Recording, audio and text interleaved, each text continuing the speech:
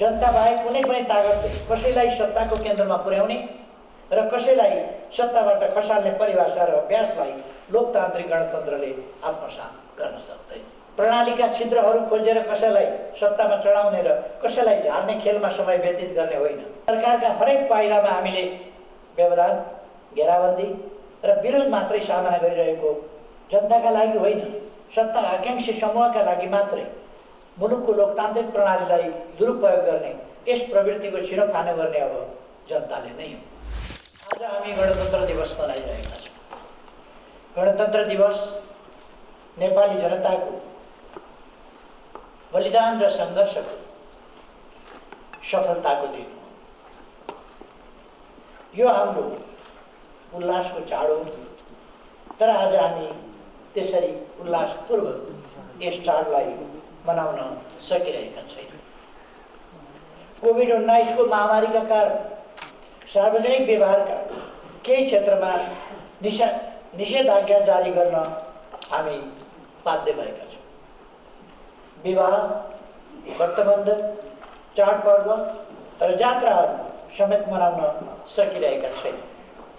यस्ता कुनै पनि पर्व यस महामारीका कारण हाम्रो घर दैलोमा खुसी लिएर आउन सकिरहेका छैनौँ। यति बेला कोरोनाको कहर विश्वव्यापी रूपमा साझा समस्या बनेको छ। त्रासदीको यस्तो अवस्थामा हामी गणतन्त्र दिवस यस रूपमा मनाउन बाध्य भएका छौँ। गणतन्त्र दिवसका अवसरमा सर्वप्रथम यहाँहरू सबैमा हार्दिक बधाई तथा शुभकामना व्यक्त गर्न चाहन्छु। यस दिन जन्मसिद्ध श्रेष्ठताको सामन्तवादी सिद्धान्त र प्रणालीमा आधारित र जबरजस्ती थोपरिएको राजतन्त्रको अन्त्य गरेर गणतन्त्र स्थापनाको लागि आफ्नो जीवन उत्सर्ग गरेर हामीलाई गणतन्त्रको उज्यालो प्रदान गर्नुहुने प्रातः स्मरणीय शहीदहरूप्रति भावपूर्ण श्रद्धाञ्जली अर्पण गर्दछु। गणतन्त्रको सपना देख्नुहुने र हामीलाई आन्दोलनमा मार्गदर्शन गर्नुहुने हाम्रा अग्रजहरूप्रति म हार्दिक सम्मान व्यक्त गर्दछु। गणतन्त्र प्राप्तिको यस लामो आन्दोलनमा सहभागी सबै न्यायप्रेमी जनसमुदायलाई हार्दिक अभिनन्दन गर्दछु। दाजुभाइ तथा दिदीबहिनीहरू, आज सिङ्गो मानव समुदाय कोरोना महामारी विरुद्ध कठिन सङ्घर्षमा जुटेको छ। हाम्रो पुस्ताले भोग्नु परेको सर्वाधिक ठुलो चुनौतीका रूपमा देखिएको यस महामारीबाट जनताको जीवन रक्षा गर्न हामीले कुनै पनि सम्भव प्रयासहरू बाँकी राखेका छैनौँ। यसले हाम्रा कार्यपद्धतिहरू, प्राथमिकताहरू, स्वभाव र जीवनशैलीलाई चुनौती दिएको छ। यो महामारी अकस्मात आएकाले संसारका कुनै पनि देशमा यसको पूर्व तयारी थिएन। मौजुदा स्वास्थ्य संरक्षणाको क्षमताले सम्पूर्ण समस्यालाई सम्बोधन गर्न सबैलाई हम्मे नै पर्यो अथवा अपर्याप्त नै भयो। हामीले करिब शून्य अवस्थाको स्वास्थ्य संरचना र पूर्वाधारलाई यसै बीचमा व्यवस्थित गरी आइपरेको सङ्कटसँग जुझ्नु पर्यो। अहिले त दोस्रो तेस्रो लहरका रूपमा मानव स्वास्थ्यलाई चुनौती दिई भाइरसका नयाँ स्वरूप समेत देखा परिरहेका छन्। हामीले अधिकांश सङ्क्रमित बिरामीको उपचार निःशुल्क गरिरहेका छौँ। निःशुल्क खोप अभियानलाई पनि निरन्तरता दिइरहेका छौँ। जबकि कतिपय सम्पन्न र विकसित देशहरूले पनि यस किसिमको उपचार, स्वास्थ्य परीक्षण, उपचार वा कोभिड खोपको प्रबन्ध निःशुल्क गर्न सकेका छैनन्। हामीले त आगामी निर्वाचनभन्दा अगाडि नै सबै जनतालाई खोप उपलब्ध गराउन प्रयास अघि बढाएका छौँ। यस कार्यमा सरकार प्रयासरत छ र आफ्नो क्षमतालाई भरपुर प्रयोग गर्दै कोभिड विरुद्धको लडाइँमा आफूलाई केन्द्रित गरिरहेको छ। यस चुनौतीलाई सामना गर्न हामी सक्षम हुनेछौँ भन्ने विश्वास म सबैमा दिलाउन चाहन्छु। दिदीबहिनी तथा दाजुभाइहरू, गणतन्त्र दिवस जनताले ऐतिहासिक सफलता प्राप्त गरेको र जनता विजयी भएको महान उत्सव हो। मैले अघि नै पनि भनिसकेँ। जनता वास्तविक अर्थमा सार्वभौम बनेको यो दिन नेपालको राजनीतिक इतिहासको महत्त्वपूर्ण र अविस्मरणीय दिन हो। जनताले 7 दशक लामो बलिदानपूर्ण सङ्घर्षबाट ल्याएको प्रणालीको संरक्षण र विकास गर्नु अब हाम्रो कर्तव्य हो र हामी यस कर्तव्य पालनामा इमानदारी र निष्ठाका साथ क्रियाशील रहिरहेका छौँ। मानव सभ्यताको विकास क्रममा राज्यहरूको उत्पत्ति गणराज्यहरूबाट भएको थियो। लोकतान्त्रिक विधिबाट निर्वाचित हुने प्रतिनिधिहरूबाट गणराज्यहरूको व्यवस्थापन हुने र हरेक महत्त्वपूर्ण निर्णयहरू जनताको अभिमतबाट नै हुने परम्परागत व्यवस्थाबाट नेपाली सभ्यताको पनि आरम्भ भएको थियो। तर सामन्तवादको थालनीसँगै जन्मसिद्ध श्रेष्ठताको आधारमा शासकहरू स्थापित हुने, वंश परम्पराले निरन्तरता र नेतृत्व पाउने तथा हुकुमबाट राज्य सञ्चालन गर्ने व्यवस्था सुरु भयो। छलछाम, कपट र हिंसाबाट राजतन्त्र सुरु भयो र जनतामाथि गरेको दमनबाट वंशानुगत नेतृत्व कायम भयो। लामो समयसम्म चलेको त्यस सामन्ती प्रणालीको अन्त्य गर्दै हामीले सङ्घीय लोकतान्त्रिक गणतन्त्रलाई आफ्नो शासन प्रणालीको रूपमा अगाडि बढाएका छौँ। नेपालमा गणतन्त्र स्थापना भएको आज 13 वर्ष पुरा भएको छ। विधियुक्त राज्य प्रणालीले कानुनको शासन र लोकतन्त्रको प्रतिनिधित्व गर्दछ। सारपूर्ण र वास्तविक गणतन्त्र सहितको लोकतन्त्र नै पूर्ण लोकतन्त्र हो। हाम्रा सम्पूर्ण साधन स्रोत तथा प्रयासहरू ती आकाङ्क्षाहरूलाई मूर्त रूप दिनु नै केन्द्रित छन्। हामीसँग जनताका प्रतिनिधिले बनाएको संविधान छ। संविधानमा जनताको अधिकार एवं सर्वोत्तम हित र आकाङ्क्षाहरू प्रतिबिम्बित छन्। तिनको व्यवहारिक कार्यान्वयन मार्फत जनताको हातमा प्रतिफल पुर्याउन हामी दत्तचित्त छौँ। लोकतान्त्रिक गणतन्त्रको अभ्याससँगै हामीले हासिल गरेका उपलब्धिहरू गौरवपूर्ण र दूरगामी महत्त्वका रहेका छन्। गणतन्त्र लोकतान्त्रिक आन्दोलनको सर्वोच्च उपलब्धि हो। जनता मार्फत निर्धारित गरिएको जनताको तन्त्र हो। जनतालाई केन्द्रबिन्दुमा राखेर जनताको इच्छामा र जनताका लागि सञ्चालित हुने शासन व्यवस्था हो। मानिस जन्मदै धरतीमा रहेका स्रोत साधन निर्वाध उपभोग गर्न पाउने अधिकारसहित जन्मिन्छ। जनताको श्रेष्ठता र सर्वोच्चता हुने, स्वच्छ प्रतिस्पर्धा रहने गणतन्त्रात्मक शासन प्रणाली सामाजिक रूपान्तरणको माध्यम। संविधान र कानुनमा उल्लेखित अधिकारको प्रयोग सहज रूपमा गर्ने गरी जनता सचेत र सक्षम नहुँदासम्म गणतन्त्र दिगो हुन सक्दैन। जनताको अज्ञानताबाट लाभ लिँदै जनताको सार्वभौम सत्तालाई विभिन्न स्वार्थ समूहहरूले आफ्नो नियन्त्रणमा राख्ने प्रवृत्तिलाई निस्तेज पारी गणतन्त्रलाई दिगो बनाउन जरुरी छ। त्यसैले समुचित रूपमा लोकतान्त्रिक गणतन्त्रलाई समृद्ध बनाउन जनताले समानतायुक्त, न्यायपूर्ण, शान्ति सुरक्षा युक्त वातावरणसहित सुशासन र सेवामा पहुँचको अनुभूति गर्ने गरी हामीले हाम्रा तमाम प्रयासहरू अगाडि बढाइरहेका छौँ। गणतन्त्रको यस युगान्तकारी राजनीतिक परिवर्तनलाई सामाजिक जीवनका बहुआयामिक क्षेत्रमा विकास गर्ने समुन्नत प्रणालीतर्फ हामी अग्रसर छौँ। मुलुकमा संरचनागत पूर्वाधारको तीव्र र दिगो विकासमा हाम्रो सक्रियता त्यसैका लागि। हामी मुलुकको विकासका लागि सामाजिक र भौतिक पूर्वाधार बनाउँछौँ। तिनै पूर्वाधारहरूले जनताको सुख र समृद्धिका आधार निर्माण गर्दछ।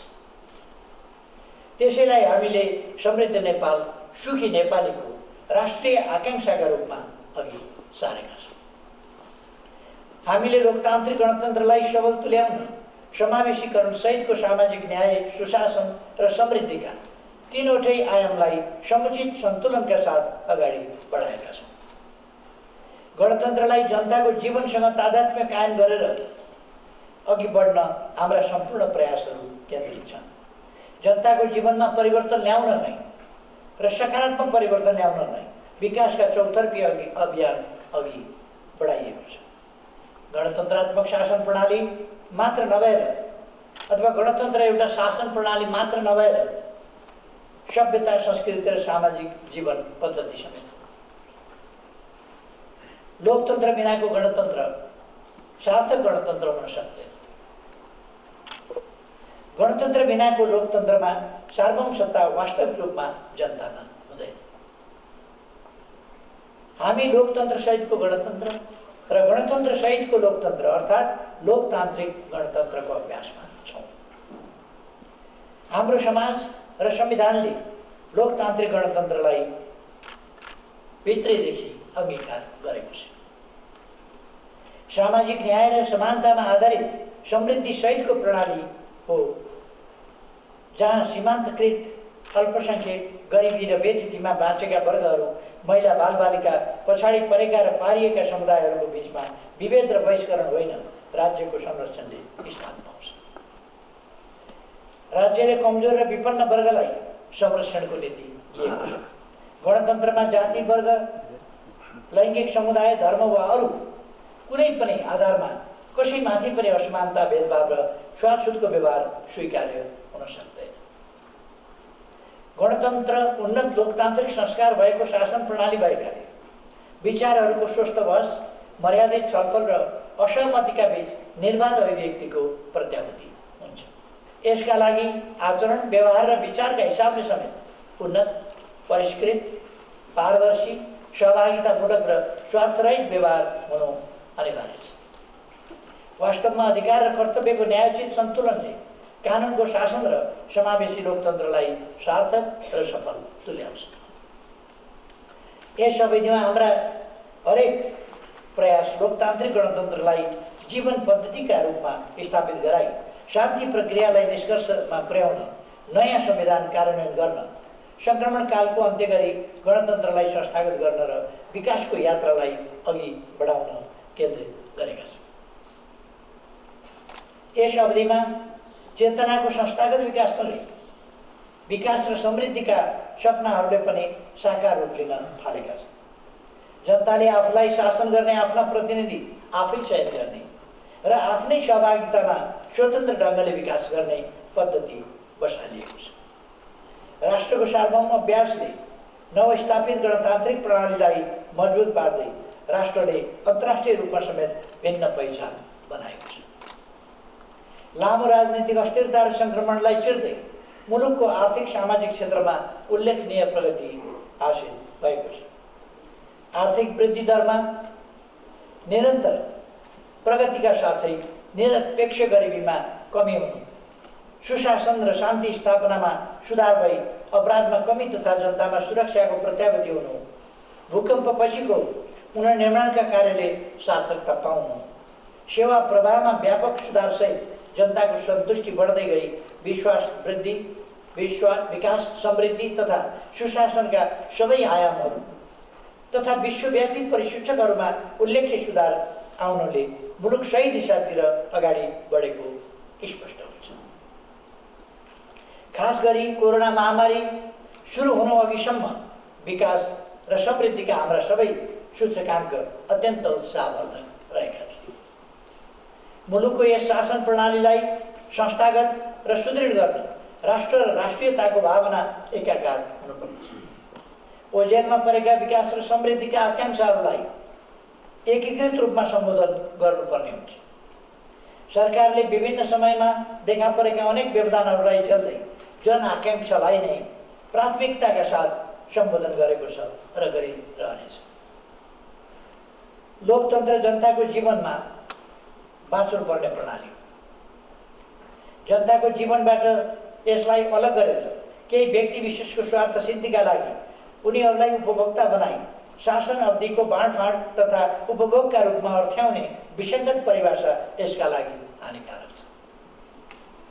यो जनताको सार्वभौम अधिकार हो जसलाई जनताले निर्वाचन मार्फत अभ्यास गर्दछ।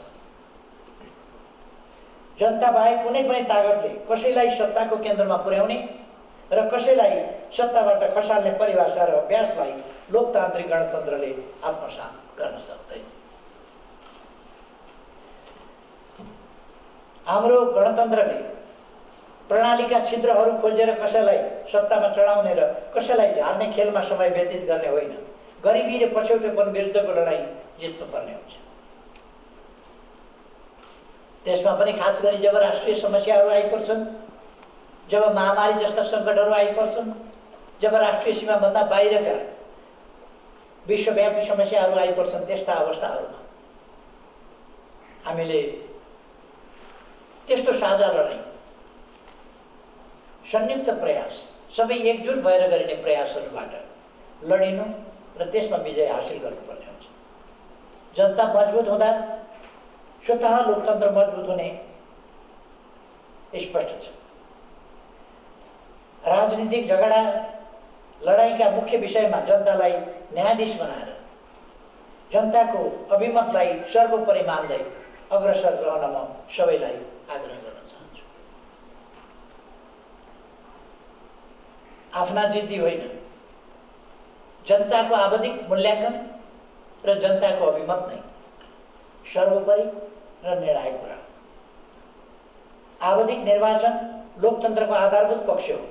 निर्वाचनले जनादेशलाई पुनर्ताजगी गर्न र निर्वाचन पछि बन्ने सरकारलाई सुदृढ बनाउन, जनअपेक्षा अनुसार काम गर्न उत्प्रेरित गर्दछ।